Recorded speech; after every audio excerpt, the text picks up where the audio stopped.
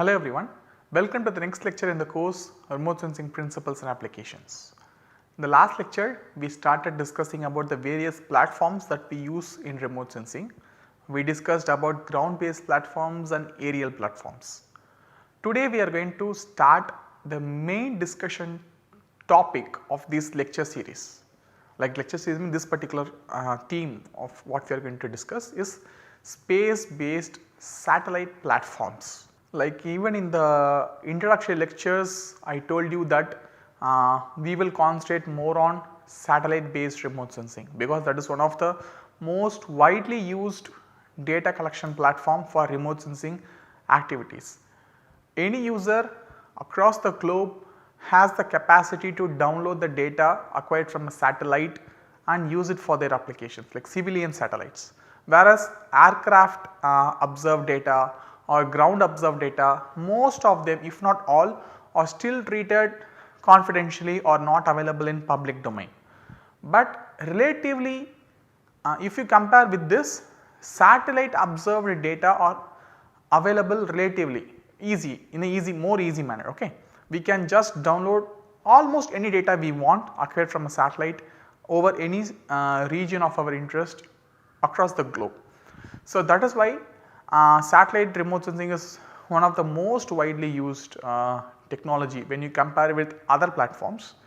The principles are the same, like the remote sensing principles are more or less the same, but we have to understand the platform to some more extent, like how the data is being collected from satellites, how the characteristics of the satellite orbits will affect the way we collect the data. All these things we should get an idea in order for us to appreciate this in a better way. How satellites collect data? Each satellite that is observing the earth from space will revolve around the earth in a particular orbit. So a satellite orbit is kind of like, you can think it of like a path in which the satellite will be constantly moving. Say in the earlier classes I discussed about geostationary orbits and near polar orbits when I discussed about the data collection, when we just before we discussed whiz broom, push broom and all, I told you briefly about near polar orbits, geostationary satellites and all. So basically each satellite will be in its own orbit. So that is, we can think it of as a predefined path in which the satellite has to move perfectly. If the satellite comes out of its path, normally the engineer sitting from ground will try to bring it back to its designated orbit to achieve like the required project goals. Okay. So what exactly an orbit? An orbit is like a predefined path in which the satellite moves around the earth. So if this is the earth, if the satellite moves around the earth like this, it is an orbit, or if this is the earth, satellite can move around like this. Any different orbit it can take and the satellite will be in that orbit. For that particular mission it has to be in that orbit in order to achieve the mission goals. If the satellite comes out of it, definitely has to be brought back to its orbit. So it is kind of like a predefined path in which a satellite revolves around it. And for earth observing satellites, all the orbits will have will revolve around the earth, with earth center as also the like for circular orbits I am talking about, it will be kind of centered in the earth. Earth center and the orbit center will most likely match. Okay.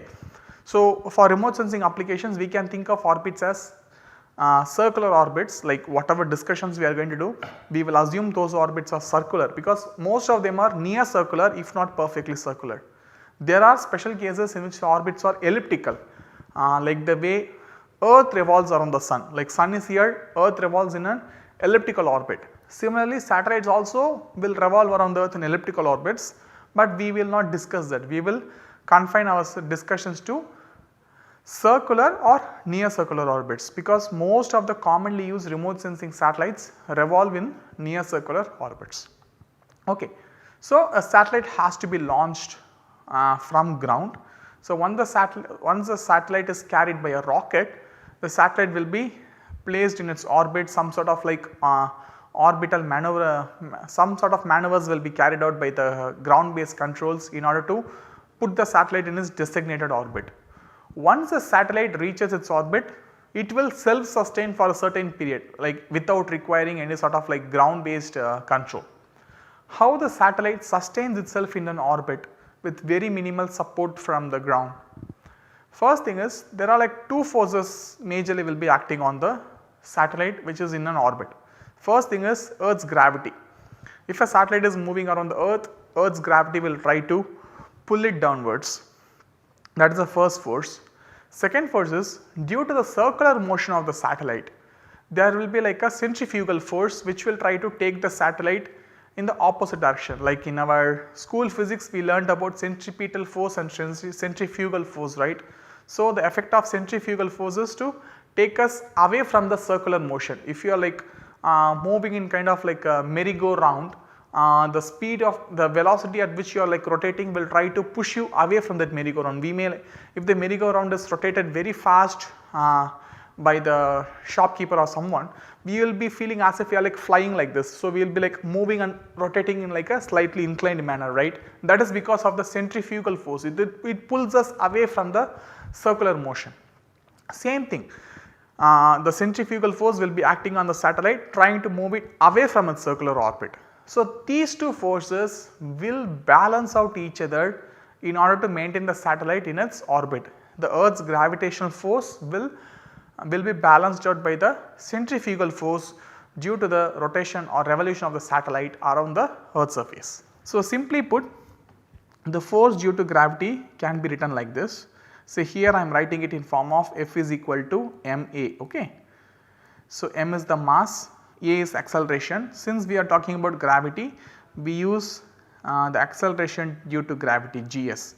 So, the gs value we know 9.81 meter per second square on the surface of the earth, okay. So, if we use that, say this is like earth center, this is like surface of the earth, the satellite will be still at a certain height away from the earth's surface.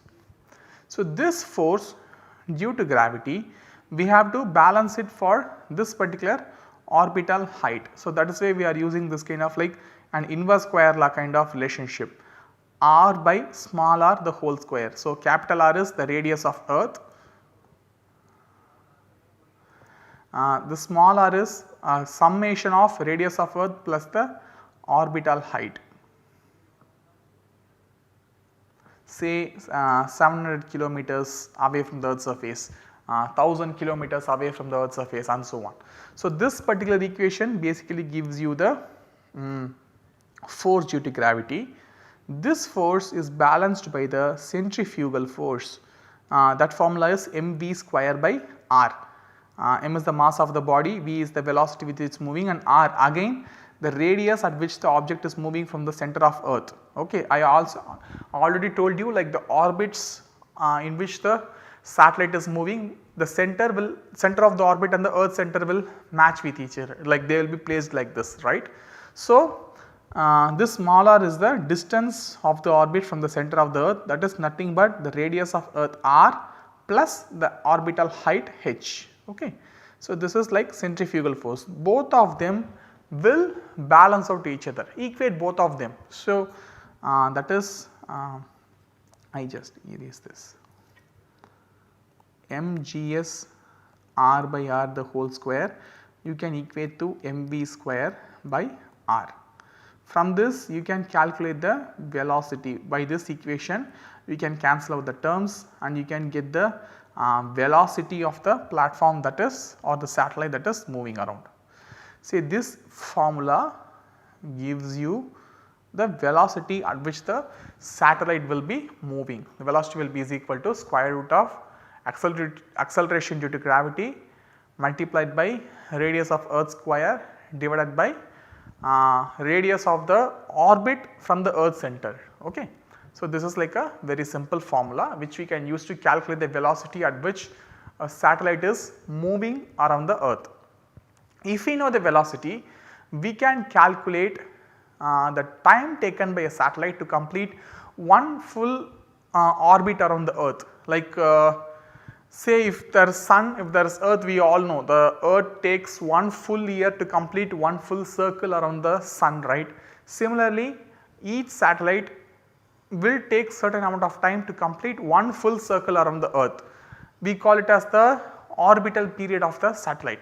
That orbital period of the satellite also we can calculate. So, the formula is here, it is like derived in a pretty simple way. So, the time taken, like when the satellite completes one, say this is Earth, this is the orbit in which the satellite is moving, say the satellite is here. Let us say the satellite starts from point A, it will revolve Earth something like this, it will again come back to the same point A. So, the time elapsed between for the satellite to complete one full circle, we call it as the orbital period, and within that orbital period the satellite completes this one full circle, the circumference it completes, the circumference is given by 2 pi small r, that is the radius of this circle, which is a combination of radius of Earth plus orbital height h. So, this is 2 pi r, it completes one full circle and it moves with a velocity of v, like we all know that what to say, distance is equal to velocity into time, we know the velocity now using the previous formula. So, the time taken to complete is distance by velocity, and the distance we know the circumference of the orbit, which is 2 pi r, and then we can calculate from the formula. So, using this we can calculate the time taken for the satellite to complete one full revolution around the Earth's surface. So, if you look at this particular slide, we can understand that there is a relationship between the altitude of the platform, the velocity of the platform and the orbital period of the satellite. Say altitude, if the altitude increases, that velocity will decrease.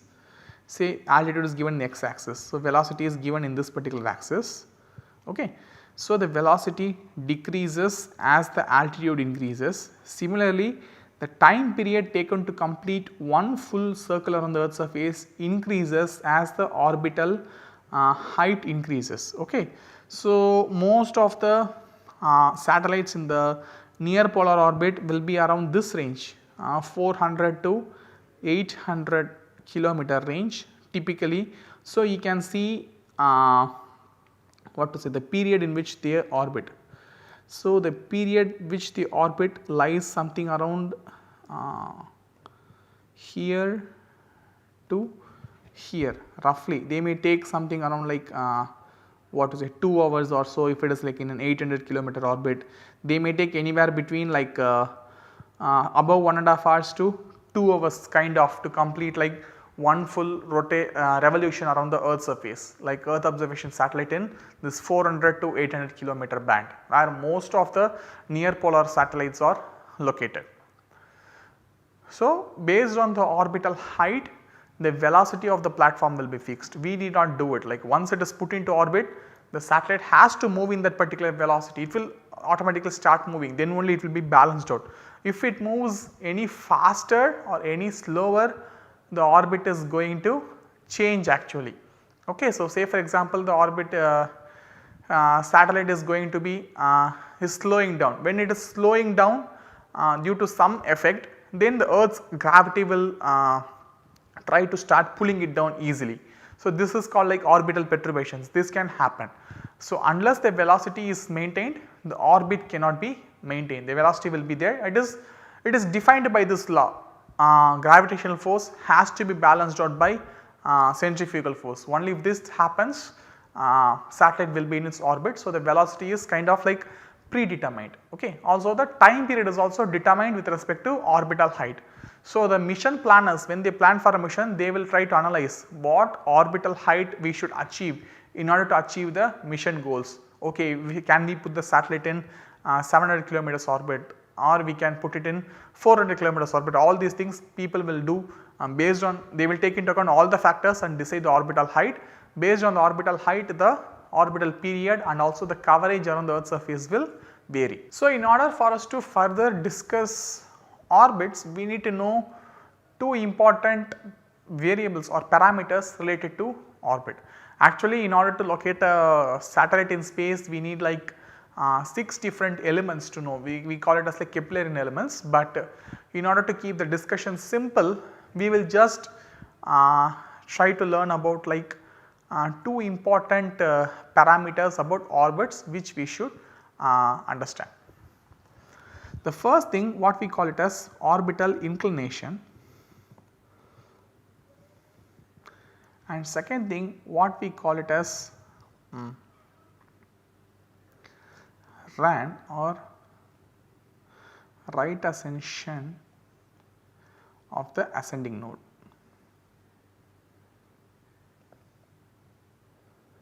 Okay, so these two parameters we will learn before we move ahead. So, what exactly is an orbital inclination? Inclination means the angle made by the orbital plane with respect to Earth's equatorial plane.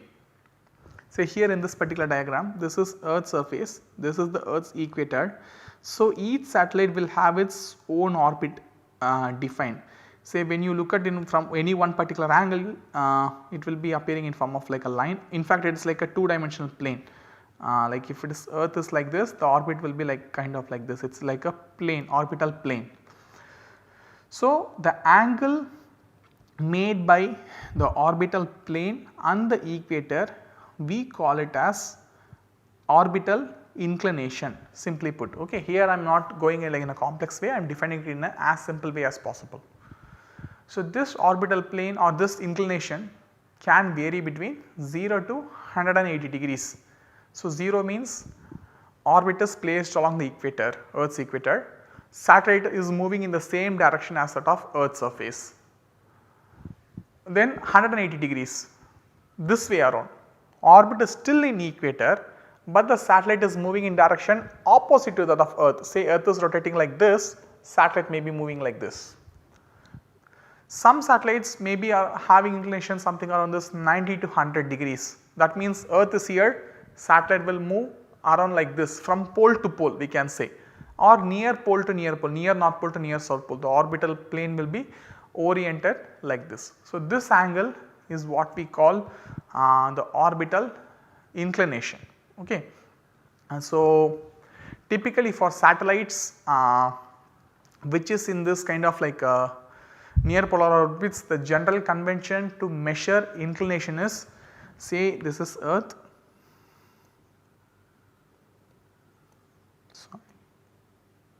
this is Earth, this is the Earth's equator.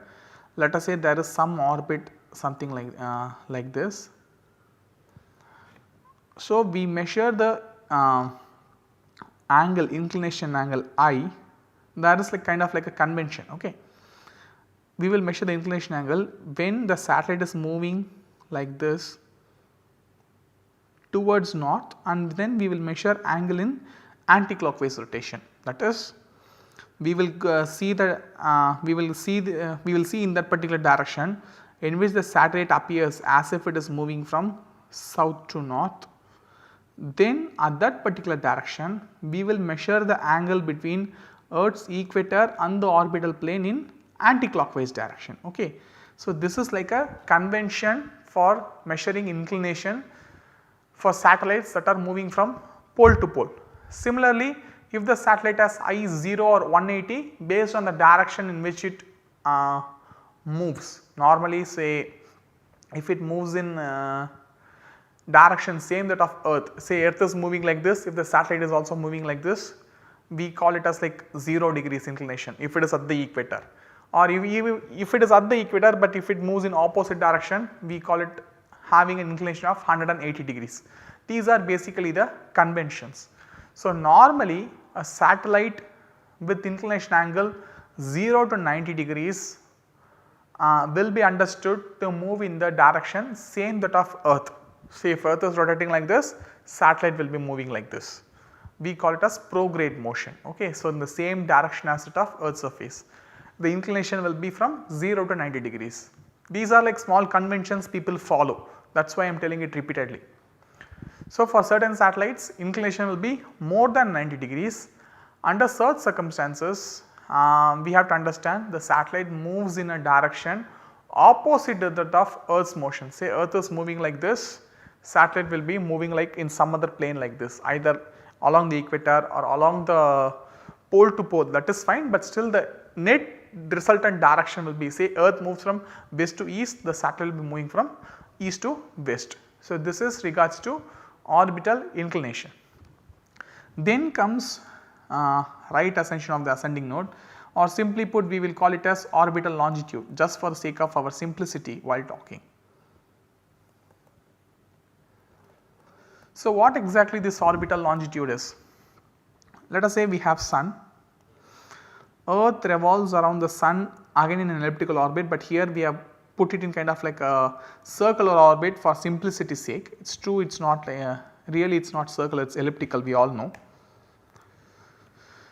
So, in this orbit there will be like say earth is tilted in its axis, right. Earth is tilted 23.5 degrees in its axis.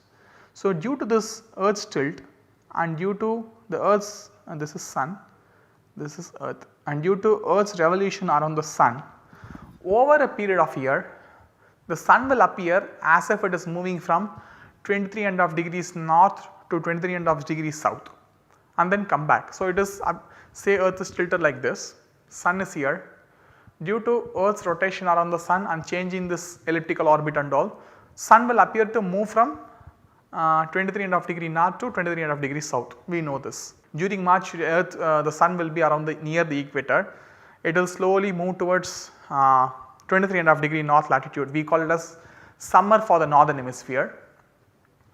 Then again it slowly move towards the equator, go towards southern hemisphere 23.5 degrees south, then again it will come to equator. It will complete one full cycle, equator to 23.5 degree north, again come to equator, go to 23.5 degrees south, again come to equator. One full circle it will complete in 1 year.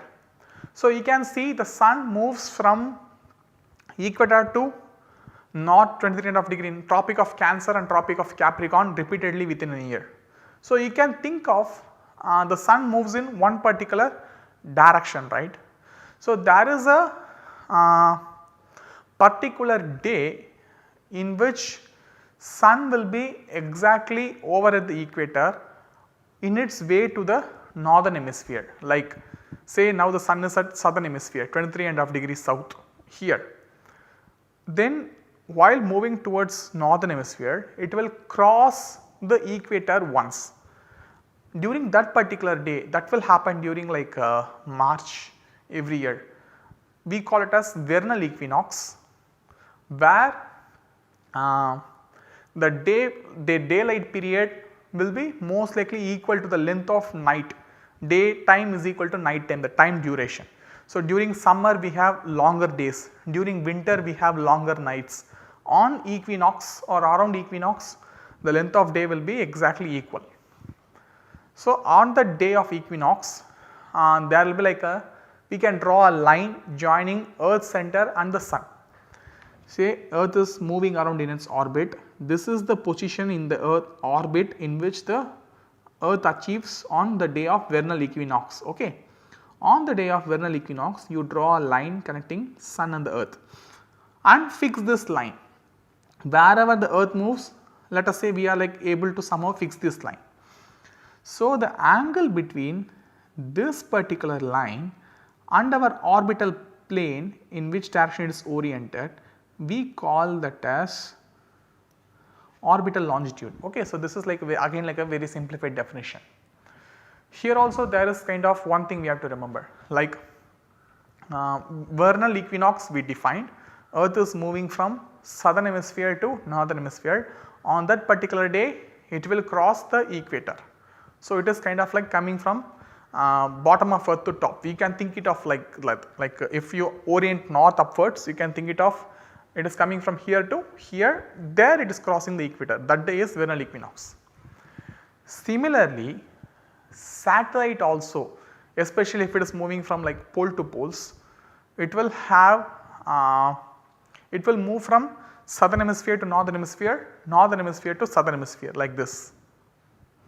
Then also even satellites around the earth will cross the equator from south to north once, from north to south once in every orbit. In every single rotation around the earth it will cross the equator from moving from south to north, and then similarly from moving from north to south. Okay. So, this motion when a satellite moves from southern hemisphere to northern hemisphere, we call it as ascending pass. Okay. So, these are some terminologies we use, you need to like know them and understand them. Ascending pass we call when the satellite moves from south to north. Descending pass we call when a satellite moves from north to south, like this. Okay. So, there will be like a point in the orbit when the satellite will be exactly over the equator moving from south to north. Say this is earth, satellite is moving like this. Say from south to north, when it is moving at a given point of time, it will cross the equator. Let us say we are able to hold the satellite at that particular point. At that particular point, if you hold it, the orbital plane will be in kind of like a certain angle. So, the angle made by the orbital plane and this line joining the sun and the earth on the day of vernal equinox, we call it as orbital longitude, or technically we call it as right ascension of the ascending node. Okay, the angle made by this ascending node point, like the orbital plane where the ascending node is, let us say the ascending node is here in the orbit. So, the angle made between this and the line joining sun and the earth, we call it as right ascension of the ascending node. So, these two things are like orbital inclination and this right ascension of the ascending node are two important things we should know, and based on this we will discuss further. Actually, there are like plenty of other elements we should know in order to define like a satellite in its orbit. Like if it is a circular orbit, we need to know this h basically, like the orbital height above the earth's surface, or if it is like an elliptical orbit, instead of this orbital height h, we should know what is known as the semi major axis and semi minor axis. Like if you have an elliptical orbit, we will always have something kind of like a semi major axis A, semi minor axis B. We do not have like one single radius, we have this AB, we have learnt it in school geometry, right. If it is an elliptical orbit, we should know this. If it is a circular orbit, we should know the orbital height h, or the distance of the orbit from the center of the earth. So, these things we should know. Similarly, we should know the the angle between perigee positions and all. So, just for simplicity I am not going into the details, only two parameters we are defining. One is inclination, another one is simply put orbital longitude, or RAN, right ascension of the ascending node. So, in this lecture, as a summary, we started discussing about the satellite based orbits. We just got introduced to how like satellites maintain its orbit, the relationship between the orbital height, velocity and the time period of the orbit to complete one full revolution. Assuming circular orbits, whatever we are discussing, we assume the orbit is a circle. And also we got introduced to two important concepts, the orbital inclination of the orbital plane and the orbital longitude or right ascension of the ascending node. With this we end this lecture. Thank you very much.